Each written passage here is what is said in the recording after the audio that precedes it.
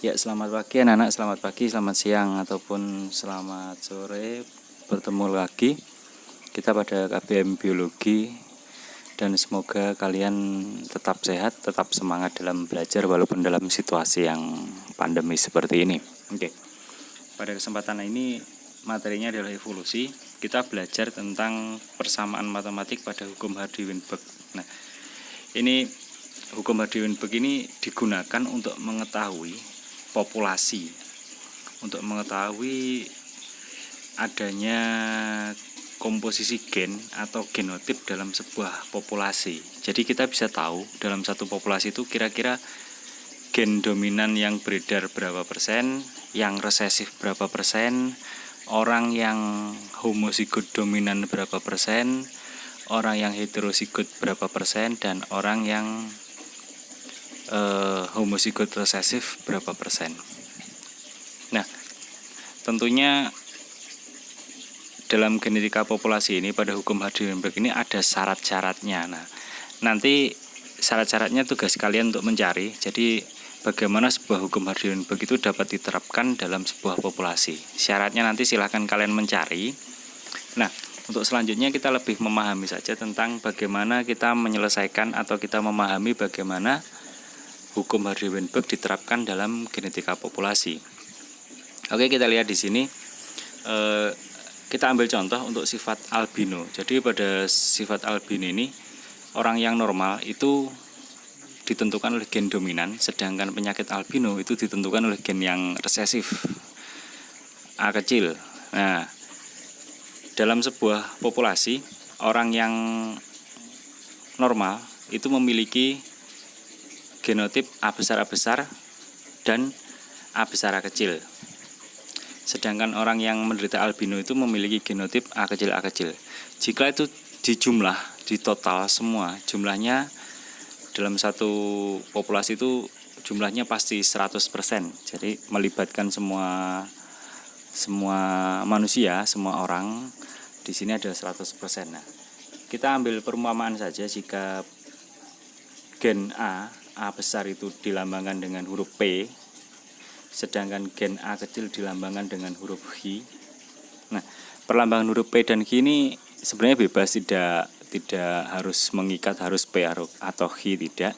Tapi untuk mempermudah saja biasanya kita gunakan huruf P dan H. Kalau kalian mau pakai huruf yang lain dipersilahkan, tapi tidak disarankan.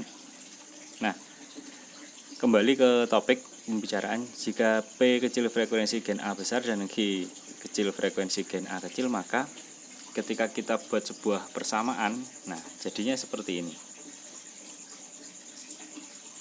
PP 2PH dan HH sama dengan 1.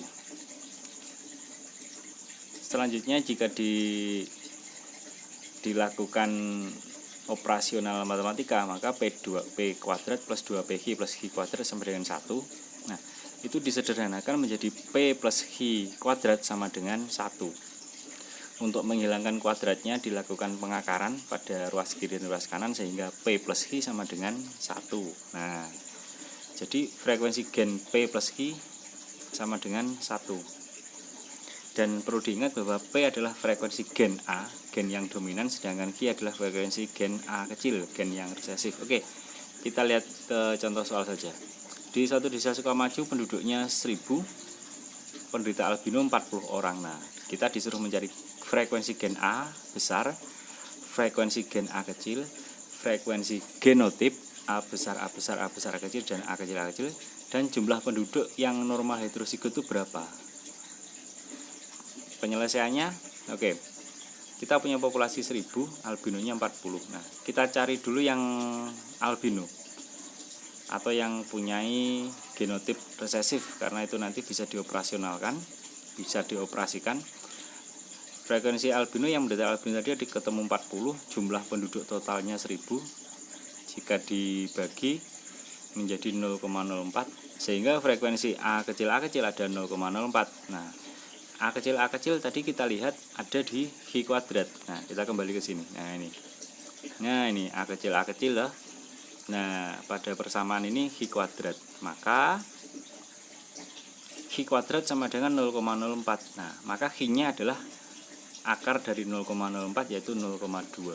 Nah, 0,2 ini sebagai frekuensi gen A kecil. Selanjutnya kita punya persamaan matematika P plus Q sama dengan 1, maka P bisa dicari yaitu 1 dikurangi 0,2 sama dengan 0,8.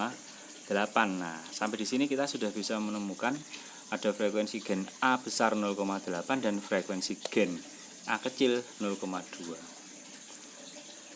Nah, selanjutnya kita tadi diminta untuk mencari berapa frekuensi orang yang normal A besar A besar, normal heterozigot A besar A kecil, dan yang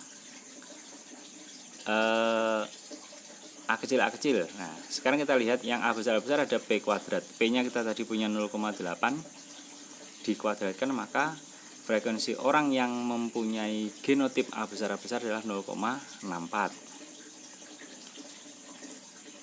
Selanjutnya, orang yang memiliki genotip A besar A kecil atau heterozigot. Nah, di situ tadi kita lihat A besar A kecil di sini adalah 2 A besar A kecil. Sedangkan di persamaan ini adalah 2PH. Nah, P-nya sudah ketemu, H-nya sudah ketemu, jadi 2 kali 0,8 kali 0,2, sehingga frekuensi frekuensi genotip A besar A kecil adalah 0,32.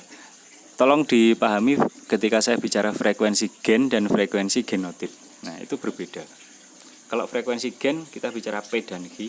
Kalau frekuensi genotip kita bicara A besar sama dengan P kuadrat atau A besar A kecil sama dengan 2PQ.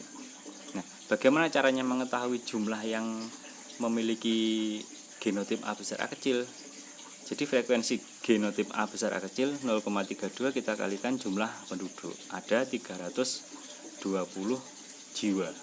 Nah, sudah paham ya? Untuk lebih memahamkan coba kita berlatih di sini. Silahkan kalian membuat jawaban dari pertanyaan-pertanyaan ini. Ditambah lagi tadi satu, ada syarat hukum Hardy-Weinberg dapat diterapkan. Silahkan ditulis dulu soalnya, kemudian dijawab. Seperti biasa, upload jawaban kalian dalam bentuk PDF satu file. Terima kasih, selamat pagi dan selamat belajar.